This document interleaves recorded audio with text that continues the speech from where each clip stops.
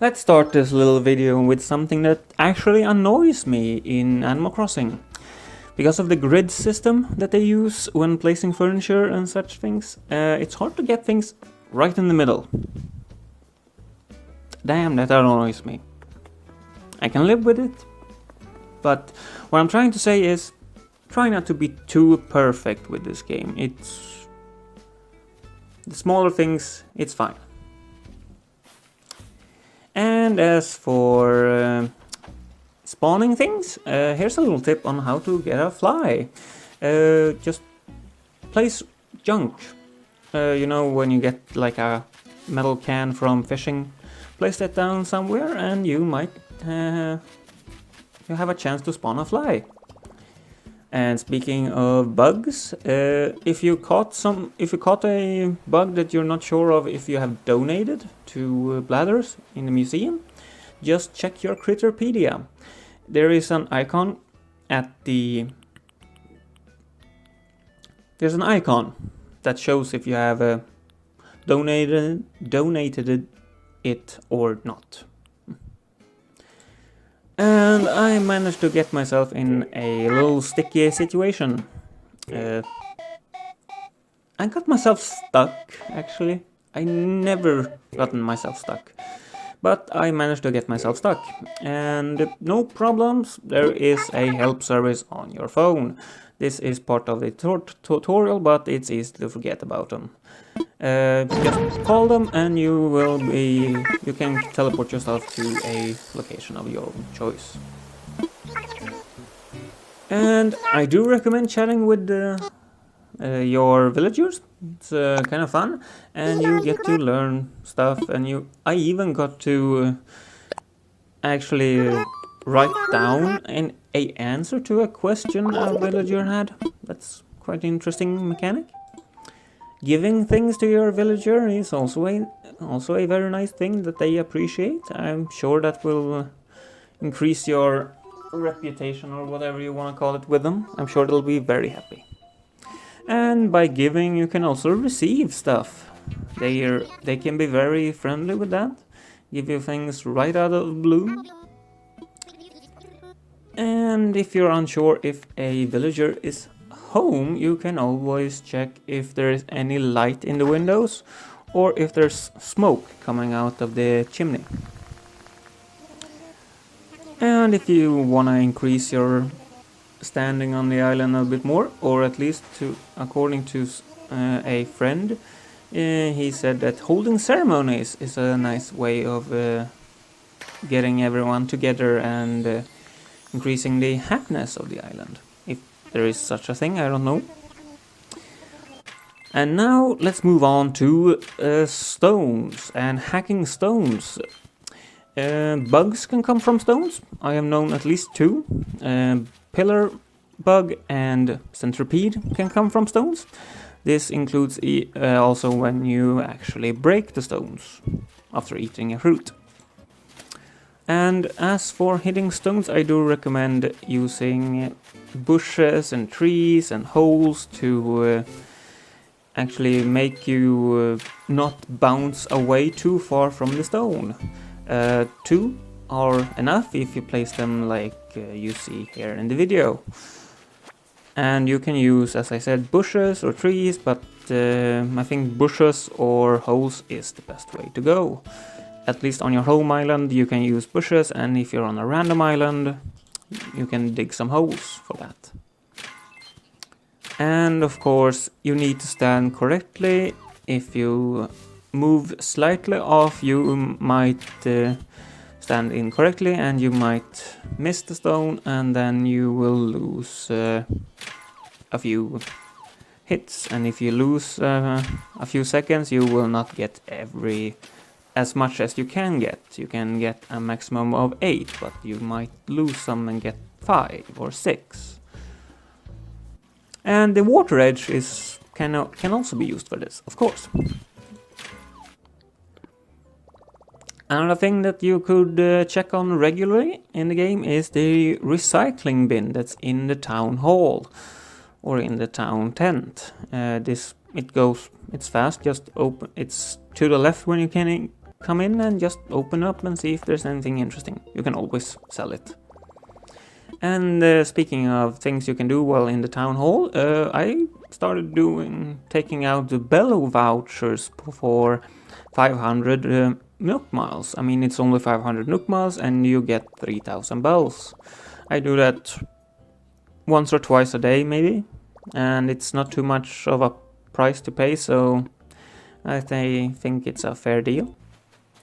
And speaking of daily things, don't forget your daily bottle. Once a day, a bottle will wash up on shore, and there you will find a DIY recipe. And now we move on to Nook's Cranny. After 10 p.m., the store is closed, and you will need either you can sell things through the box that they have. They do take 20% off the total value of things if you do that, which is kind of sad. So if you like me, you sometimes play late at night and you can't sell your fruits and all that, drop the stuff in front of the store at night after 10. Drop the things in front of the store, and the next day, if you log on earlier, the stuff will still be there and you can then sell it. And it's a great way to actually store things or whatever you want to say, because instead of having it in your inventory and take up space when you need it, you can just drop it on the ground and sell it the day after. And speaking of selling things at Nook's Cranny, they do have hot items that they pay double the price for. And you can ask Timmy or Tommy what the hot item of the day is, but it's easier to just check the sign outside.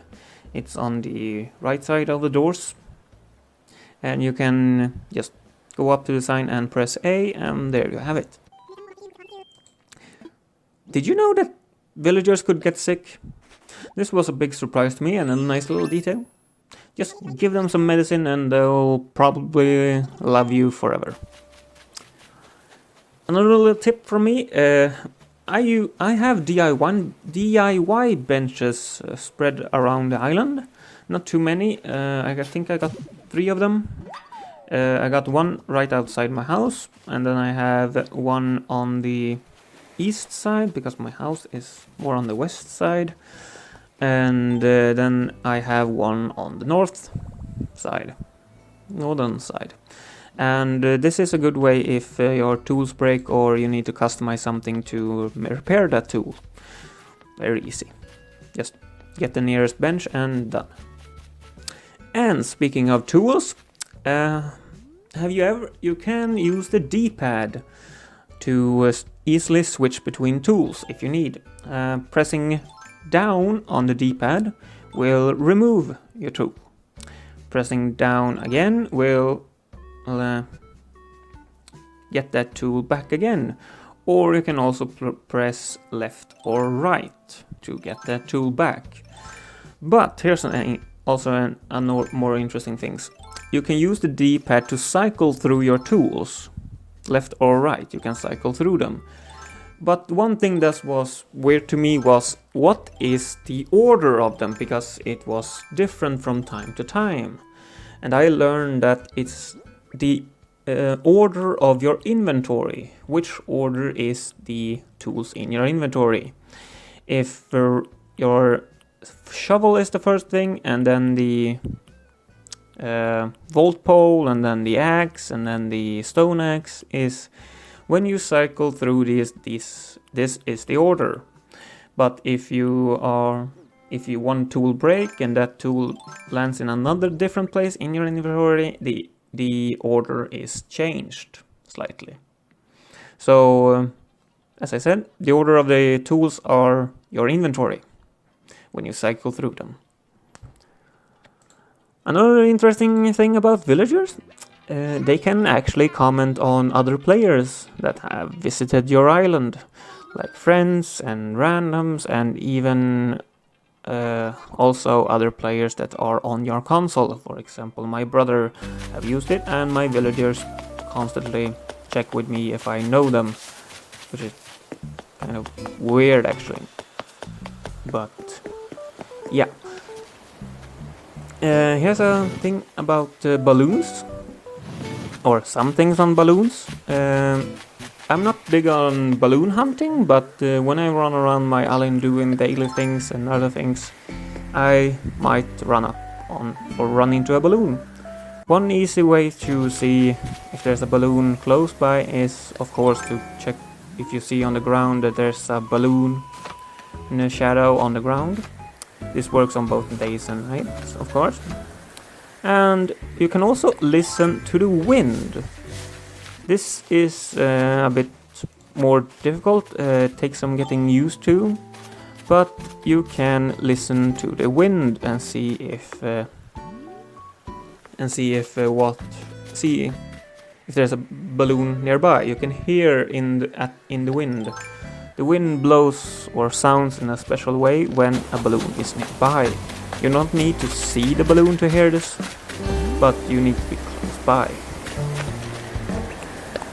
And first I thought that balloons in the morning or in the afternoon and so on up until evening, the balloons come from the west side or left side and goes to the right side. At night they go from the right side to the left side, so this is a good thing to keep in mind. I thought this changed at around 6 p.m, but I actually got a balloon coming from the left side at 6:49, so this might change at 7 or 8, I don't know. But it's a good thing to keep in mind, because balloons come from different sides depending on the day. Or depending on the time of day, I mean. And also slingshot breaks. This was a surprise to me, actually. Oh well. And after you have gotten KK to your island, you will unlock waterscaping and landscaping. Landscaping will allow you to change the layout of land, so you get exactly how you like it, or close enough at least. This can be used to create things, and if you create things and then you place something there, you want it, and then you can remove it later. I wanted to place some fence, but I couldn't really reach where I wanted to place that fence, so I built a little bit, and then I placed it, and then I removed the things I built. I also created my own pond with waterscaping. You just dig a hole and there is water, like God. But I wasn't really happy with where my pond was, so I created my own pond. This took not too long. You just dig a hole and there's water, and then you dig another hole and then another one and another one. The only problem I had was that I don't like the aiming in the game, so sometimes I filled up the water instead of digging water. And after I had dug my own pond, I started removing my previous pond, which took a little while. And then I went up to my new pond shortly thereafter, and there I had it, a new fish. And I was happy. It worked. I mean, it was easy, and it didn't take too long, and I now got a pond exactly where I want it. Because of the grid system, it may vary a little bit, but I'm happy with it. So that's it from me. Thank you for watching, and I hope to see you in future videos. Bye bye. And have a great life, and I hope to see you in future videos.